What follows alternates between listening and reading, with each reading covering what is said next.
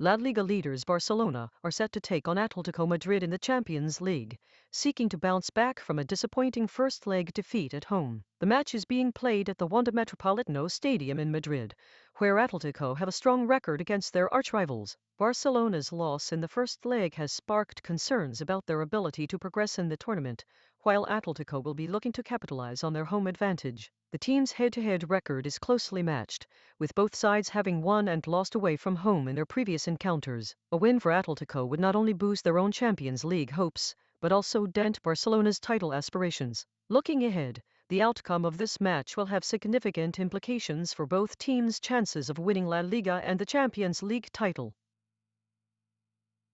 Dizani Alison Madueke, the former Nigerian oil minister, has denied taking bribes from industry figures who allegedly funded her lavish lifestyle in the UK. According to reports, Alison Madueke was accused of living a life of luxury at properties paid for and refurbished by high-ranking officials in the oil industry. The allegation surfaced during her trial in Nigeria, where she faced charges of corruption and money laundering. Prosecutors claim that Alison Madueke accepted millions of dollars from industry figures in exchange for favorable treatment and business deals. However, Alison Madueke maintained her innocence, stating that she was unfairly targeted by the government. Looking ahead, this case highlights the ongoing struggle to combat corruption in Nigeria's oil-rich economy. As the country continues to grapple with issues of graft and accountability, it remains to be seen whether Alison Madueke will be found guilty or acquitted, and what implications this may have for her legacy and that of the Nigerian government.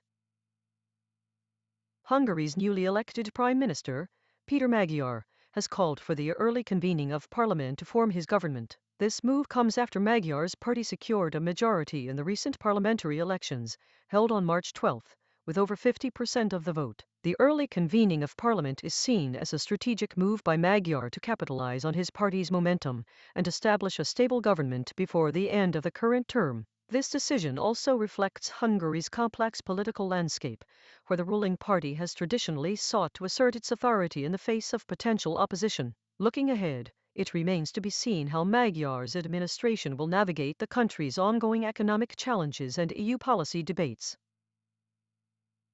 The Vatican has made history by becoming the first papal visit to Algeria in over 1,200 years as Pope Leo XIV embarked on a major Africa tour. The Pope arrived in Algiers yesterday, marking a significant moment in the Church's efforts to reconnect with its African roots and expand its presence on the continent. Pope Leo's Africa tour is seen as a strategic move by the Vatican to strengthen ties with growing Christian communities across the region. Algeria, which has a predominantly Muslim population, presents an opportunity for the Church to engage with a diverse range of cultures and faiths. The Pope's visit aims to promote interfaith dialogue and understanding, as well as address pressing social issues affecting local communities. Looking ahead, the success of this Africa tour will set a precedent for future papal visits to the continent, potentially paving the way for increased collaboration between the Church and African governments on development projects and humanitarian initiatives.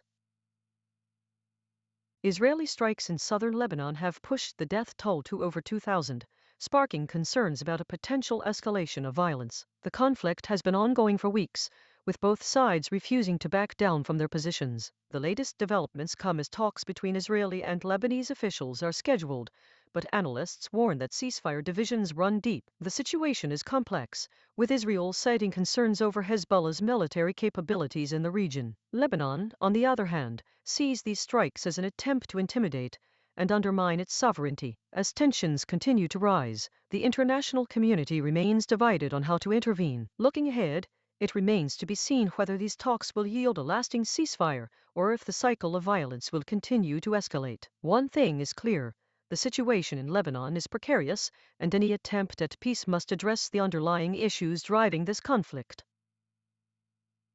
An incident occurred in Ghana yesterday, leaving one football player casualties reported and several others injured. The attack happened while the team was returning from a match, according to officials. Witnesses described the scene as chaotic, with masked men allegedly firing guns at the bus. Authorities have launched an investigation into the incident, but no further details on the attackers' identities or motives have been released. This tragic event has sent shockwaves through the football community in Ghana and raises concerns about safety and security for athletes traveling to and from matches. Looking ahead, It remains to be seen how authorities will address the growing concern of athlete safety in Ghana and beyond, and what measures will be taken to prevent similar incidents in the future.